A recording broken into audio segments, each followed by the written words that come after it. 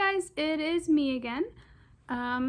Don't mind my blanket. I'm absolutely freezing, and I know I'm in a different location. I'm actually at my mom's house. I'm gonna be going to work soon, but I thought I would do a quick story time. I know nobody asked for it, but I thought I would do a story time of why I left college. A lot of it was out of my control, but the main reason why I left, I was living in a dorm for the first entire semester of college, and then the second semester I actually moved home during Christmas break. I was dealing with a lot emotionally. Living in a really small dorm with just me and my cat was really difficult. I'd never lived on my own, and I was finding that I was having a lot of issues financially and physically. My health was really, really bad. I had lost all hunger. I couldn't eat because I didn't have any hunger left, and I would go to the doctor all the time, get my blood drawn, and all my vitals were perfect. I couldn't eat anything, and I was really missing my job and my home, and it was just really lonely. And I think that's something that you don't expect going into college, because when you think about going to college, you think, oh, you're gonna make so many friends, your classes are gonna be amazing, you can finally learn about what you want to learn about, and you're gonna, go to parties and make all these wonderful memories. And for a while it was that case. I had moved to campus because it was kind of my only choice at the time. I didn't really have the opportunity to stay at home just because of some things that were going on behind the scenes, but I'd went in and I was really excited. I had joined some clubs, and I had, signed up for all these classes I've been wanting to take and I'm really excited to take, and my brother was on campus, so I thought everything was gonna be perfect. And for the first few weeks it was. Partying wasn't my scene. I didn't want to drink, I didn't want to smoke, I didn't want to do any of that. That's just not who I am. But I was just kind of waiting around for this big epiphany to come, because everyone hypes up college like it's going to be the best time of your life. And I know my brother, who was going to the same college as me, was having that. He was having such a wonderful time. He is so smart, and he was excelling like crazy, and he had so many friends. And things started to go downhill just a couple months into the semester. I would stay in my dorm. Like I said, I couldn't eat very much. I didn't see my friend as much. At this point, I really only had one that I talked to. And, I could see not just my physical mental health declining, but also my cat's, surprisingly. She was so stressed, and she was stuck in a dorm all day, and I would get texts in class saying, hey, the whole building can hear your cat screaming. Or if I went to the bathroom, she would scream, and she was so stressed, and it was just really bad situation. And it was honestly embarrassing when you're on the 5th floor of your dorm and the entire building can hear your cat screaming bloody murder, and you had to put a sign on your door saying, my cat's fine, she's stressed, she's totally okay, I will be back soon. I had to do all those things. And I had all these accommodations for school. Like, I could wear my headphones during class because I can't focus, and my comprehension was going down, my ability to function was going down. And I've had a lot of people in my life who would make comments or make fun of me because I have a lot of disorders that prohibit me from functioning normally. Like, my attention skills are not really there anymore. I used to do really well in school. I could pay attention and have conversations totally fine, nothing to worry about. And then I started to, get some neurological issues, and so those kind of went downhill.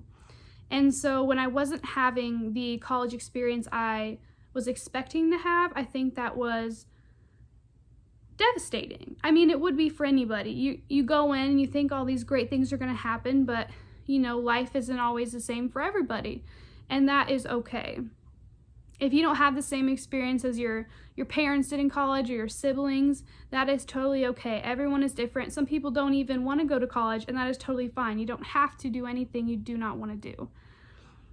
So I had noticed all these things, all these bits and pieces were kind of going downhill, and I was really missing home and my family and my brothers. I wasn't able to see them that often. But I really did like living alone. I think being able to take care of myself was something that I had kind of always done anyway, even when I lived at home. I was pretty good at taking care of myself and making sure all my needs were met. So I really liked that aspect, but I could just tell that things weren't going the way that I planned, and I really was struggling at this point. I started doing on-campus group counseling. I would go once a week, and I had a really good time. Everyone there was so sweet, so kind. It was really fun. We'd do activities together, and I would go to my classes and I'd be like, oh, hey, I know you from group. And, there was just about probably 6 other girls in there. So it was really close knit, and we really got to know each other. And I think that was a really good thing for me to do, and I know that helped. While I was still doing my counseling that I had in my old town, I was still doing that on the phone. It just wasn't in person, so it wasn't helping as much as it used to. So I was doing essentially 3 times a week with my 2 counselors on the phone, and then group counseling every Wednesday. And I was seeing some progress in that, but it wasn't where I wanted to be. And so everything kind of went crashing down when December came and Christmas break was coming up. And my cat, just all of a sudden, that we'd had for 15 years, she had passed away on the last day of finals. And I had already decided I was moving home. I need to be there, and I can't be in the dorm anymore. I'd turned in my keys. I'd done everything I needed to do. And then the next semester was starting up in January, and I went for majority of January in person, driving from home to campus, and that was totally fine. I was doing well with that. I was still able to work, and that was going great. But then my neurological issues started slipping, and I was having issues with passing out. My legs would go numb. I had to have a heart monitor on for 30 days. I was doing every test under the sun, and we couldn't find anything. And my doctors were thinking that maybe I had epilepsy. They'd even thought brain cancer, which was terrifying. Thankfully, that is not the case, but they were thinking I may have epilepsy, and I had some issues driving. At this point, I was closing my eyes when I'd pass cars, which, if you know how to drive, you're not supposed to close your eyes. So they told me that I wasn't able to drive for 5 months, and that was frustrating, but I know it was for the best. So I had to get a doctor's note, and I couldn't go into my classes anymore. And so I had moved down to only 2 online classes while doing another online class at a different college, because I was thinking, maybe I'll try going into another major, just keep my options open. So I was trying 2 classes at one school and then 1 class online at another school. And this was not working out. I have no attention span. I cannot learn online. I have to do everything with my hands, and I have to be face-to-face with, professors and have conversations, and that is how I learn. And that is totally okay. Everyone learns different ways. And I was struggling with that, and I'd always done really well in school, so me not meeting this own criteria I had for myself was very upsetting. I had all these personal goals set, and I wasn't meeting them, and so I kind of had to deal with that disappointment and trying to work it out. And I could just see everything slipping, and it wasn't falling into place like I had hoped.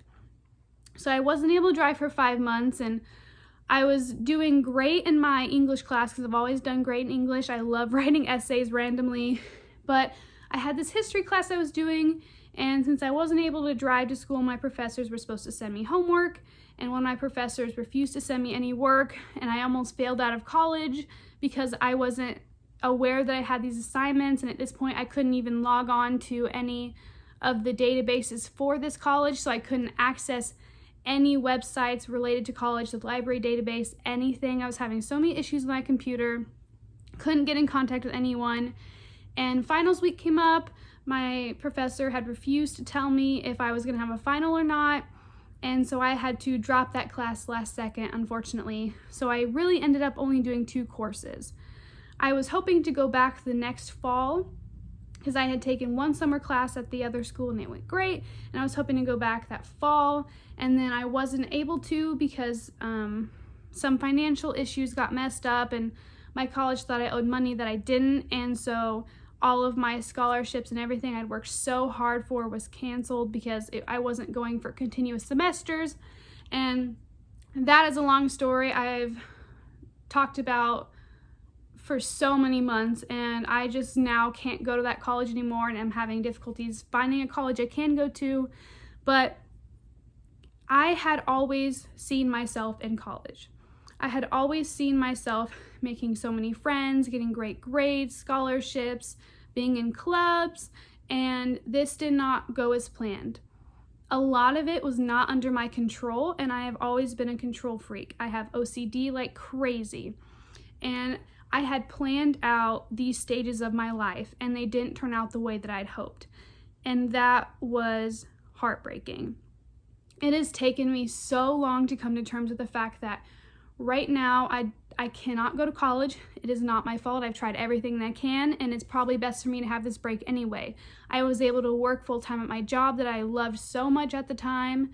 I was able to see my family members more and my friends more. Yes, I wasn't going to school. Yes, I felt like I was behind, but I felt like I had gotten a little bit of me back because I lost so much with all of my neurological issues, and I had felt like I disappointed myself not doing so well in school. So I felt like I was able to get more of me back. I could do the things that I loved and the things that made me happy on my own time, and I didn't have to worry about if I was going to get through school or how I was going to get my assignments, or, you know, I was able to do these things that I needed to be happy, and I continued doing them up until this point. You know, I've stayed in counseling, and I have been trying my hardest to find a way to get back into a different college so I can continue taking courses because I really enjoy school. I love learning.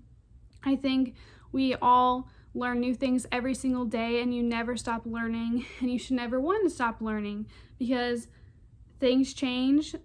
You know, change is what makes the world so special, because without it, if everything stayed the same, everyone would be the same. There would be nothing exciting, nothing new, and it would be a pretty sad place to live in.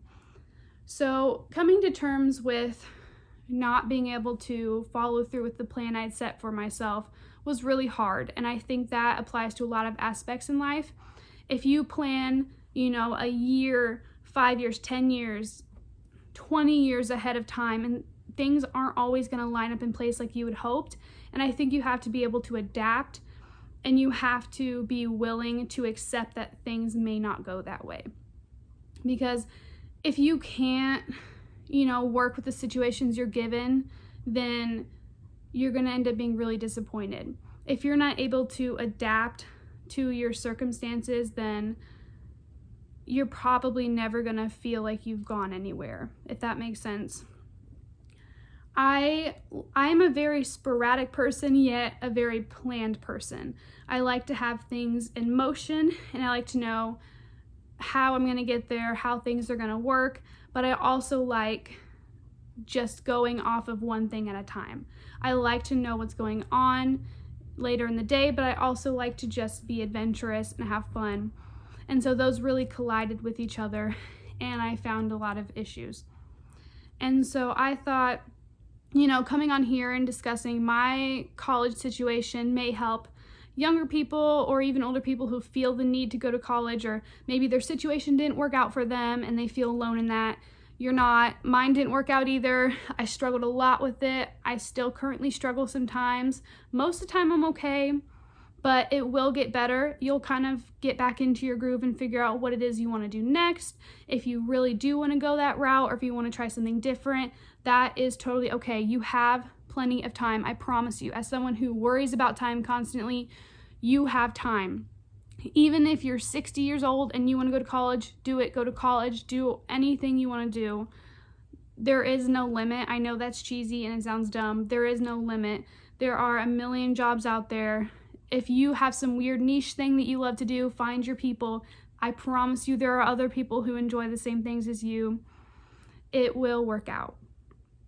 So I hope that helps. I know this is kind of a random video. I hadn't planned on making it, but I kind of felt the need today, and I just wanted to say that I hope you all have a wonderful day and take care of yourselves out there. Bye.